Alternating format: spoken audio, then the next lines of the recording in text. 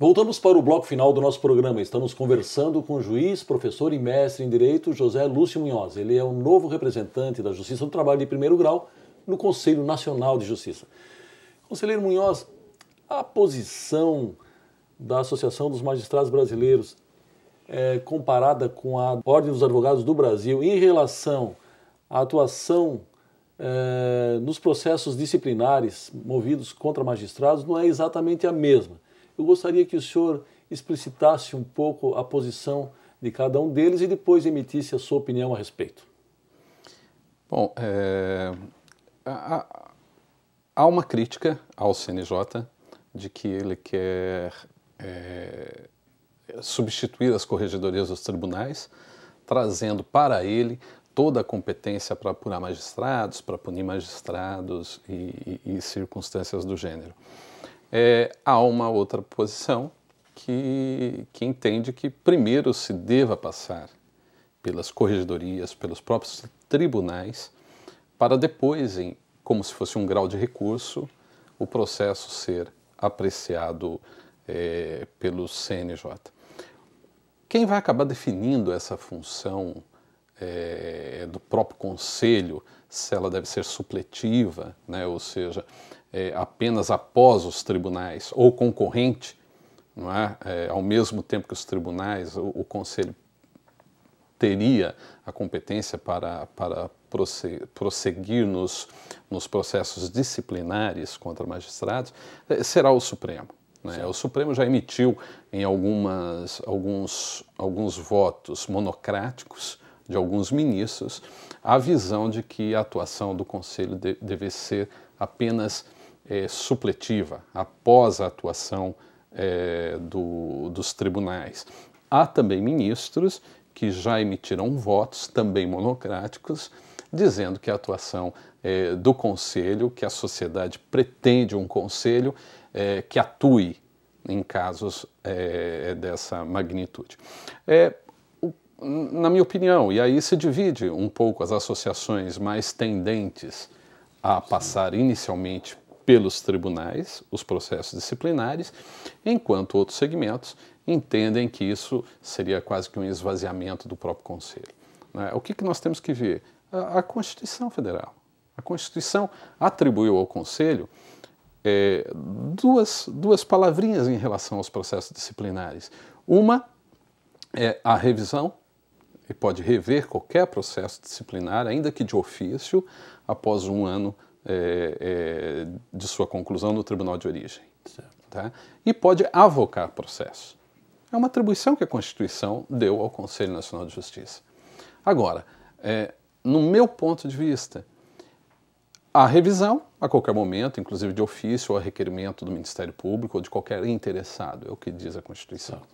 Então, a revisão está dentro do preceito normal, o tribunal julga o processo disciplinário, o Conselho, se acionado desse modo, ainda que de ofício, fará a revisão daquele processo, se foi bem ou não aquela decisão adotada.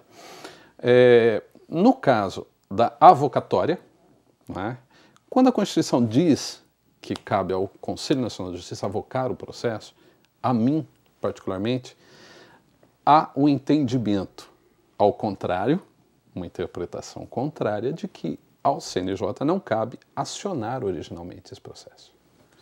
Tá? Se ele pode avocar, não é? Significa que não cabe a ele originalmente acionar esse processo, dar início ou conhecer do processo disciplinar.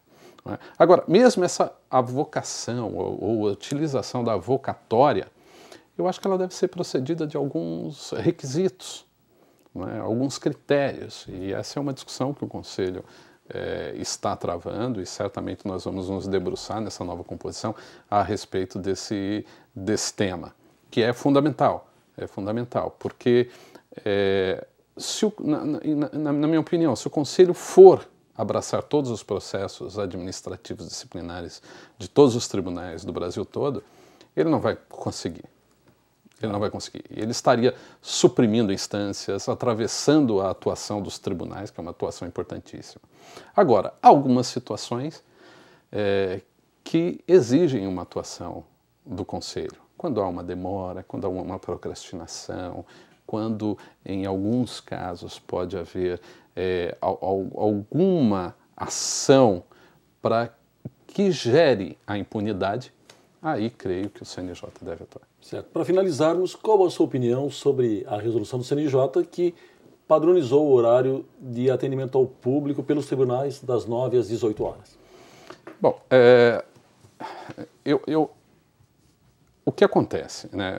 Partimos de uma realidade. Em alguns casos, houve uma falta de atenção com o público, uma falta de atenção com a sociedade, em que foram extremamente reduzidos o horário de atendimento à população em alguns locais, né? Quando isso acontece, eu acho que caberia uma intervenção do Conselho, não é? Normalmente, esse é um tema para ser lidado localmente, pelos próprios tribunais, dentro de um padrão de civilidade, dentro do que a sociedade espera do serviço público, não é?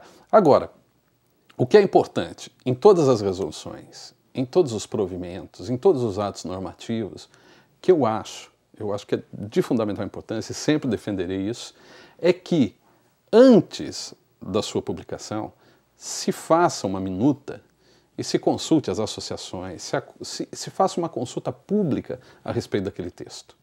Porque daí podem surgir contribuições importantes que, na hora do legislador, seja ele o Conselho Nacional, seja ele uma corregedoria, seja ele um tribunal, às vezes não observa.